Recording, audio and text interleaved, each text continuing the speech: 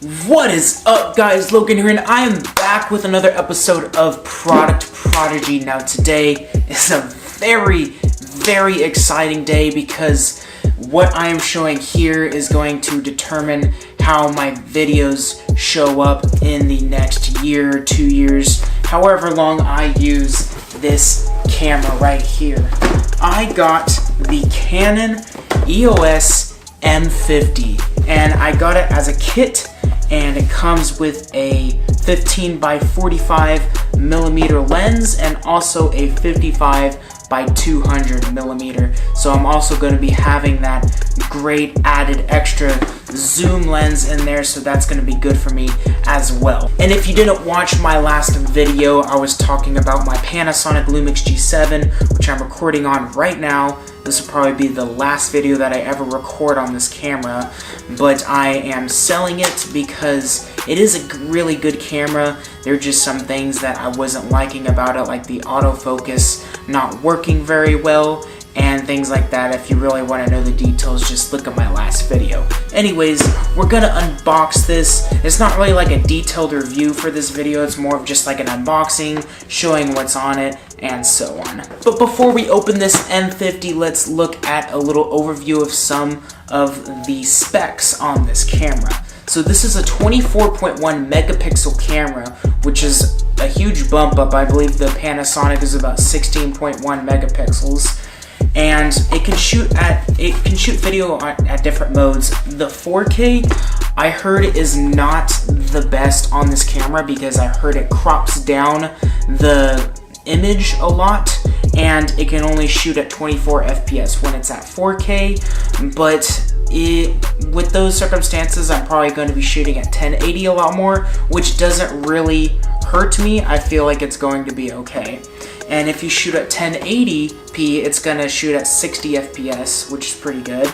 And then if you want to get that good slow motion video, it can shoot at 720p at 120 FPS. So I'm really liking that because I wasn't really able to get great slow motion video with the Panasonic. This camera does come with image stabilization. It's a very lightweight camera. It's only about 0.86 pounds. It has wireless connectivity, so you can connect it straight to your phone and transfer the photos and videos to your phone. And lastly, if you were wondering what kind of image processor it comes with the Digic 8 image processor, which is supposed to be really good for images and so on. So anyways, we went over a few of the specs. Now let's open this up finally. Oh, also, if you're wondering, the camera itself is $600, and with these two kit lenses, it came out to about $830, which I think was a pretty good deal to get two pretty good lenses with it. Okay, so that's what it looks like opening it up. There's a little Canon camera strap. It looks like the camera here in the middle. It's all covered in bubble wrap and such. Let's look at the other things first. Oh, it's the battery charger. Oh, it looks like this is the 55 by 200 lens, I think. I'm pretty sure it is. Wow, it's actually much smaller than I expected. This is way smaller than I expected. Wow, look how tiny that lens is. I definitely was not expecting it to be that small. Wow, that is so tiny. And this is 55 by 200. Hang on, I'm gonna go get my other lens to compare it. So this is my 14 by 140 millimeter zoom lens from Panasonic, and as you can see, it is a little shorter, but it is so much thicker. Look at that, that's crazy. I was not expecting it to be this small. It definitely doesn't look that small in the pictures. Let's see, what else we got here? The battery, definitely an essential. I'm gonna throw it on the charger right now, just in case it isn't charged. Let's see, little advertisements for Canon. Oh, the limited warranty and the user manual, which is pretty thick. See, this is probably the other lens. Let's take a look here. Look. Alright, this is the 15 by 45 millimeter lens, still a very teeny lens. It almost looks like the 25 mil I have for my Panasonic. Anyways, that is everything that is inside of the box, and now let's finally open up this camera. Ooh! Wow! This thing is so teeny but so cool at the same time. Oh my gosh. Wow. It's so crazy how compact this thing is. Look at that. I'm trying to get it to focus. There it is. Wow. That's the back there. Wow, that is so cool. I love just the classic all black look from the camera. I just think it looks a little more professional. They do have one that comes in all white as well, and that actually looks pretty cool too, but I decided to go with the black. Let's get a lens on here.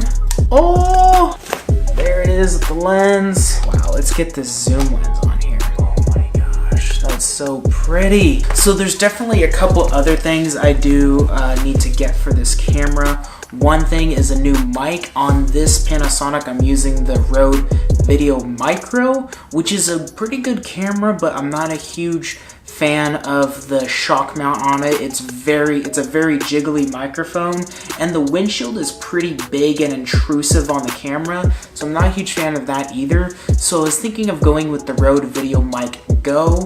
I would go with the Mic Pro, but it's a bit pricey and kind of out of my budget right now, as I've already spent a lot of money on this camera here. So I think I'll be alright with the Video Mic Go. It has a little bit of a better shock mount and a little less intrusive, so I think that's going to be a good mic for me. And I'll probably look at some other lenses definitely for this camera. I heard that the Canon 50mm lens is really good. A lot of photographers, I've heard them call it the nifty 50 because it's just such a good and essential lens to have for your camera.